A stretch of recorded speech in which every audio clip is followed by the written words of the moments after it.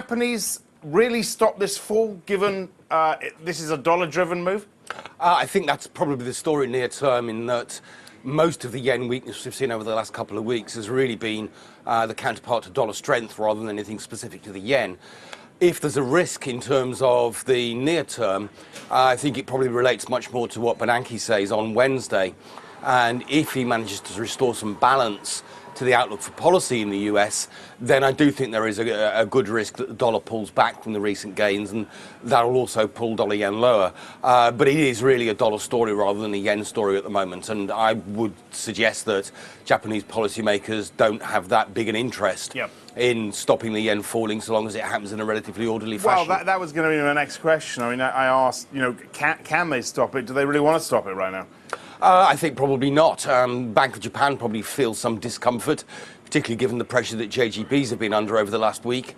But ultimately, I think policymakers' concern is much more about volatility and how quickly it's moving than outright levels. So they'd probably like to see it stabilise for a while. But ultimately, no, I don't think there would be that much more concern if dollar yen traded up to 105 or 110. So you clearly think the dollar's going to pull back a little bit on the back of Bernanke. What levels are you looking at?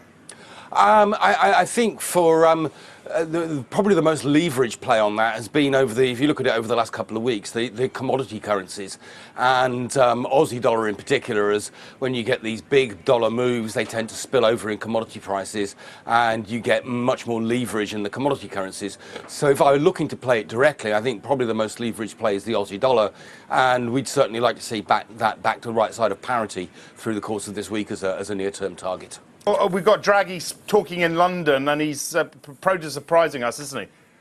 Yes, and I think the bottom line as far as the ECB is concerned is that having opened up the prospect of negative interest rates and effectively at least blurred the line at the zero bound in interest rates, we now have a much clearer transmission mechanism for negative news in the Eurozone to drive the currency through yields. But it requires negative news to get that moving, and again, there isn't a huge amount on the agenda in the near term. On balance, we think that's the way it works though going forwards.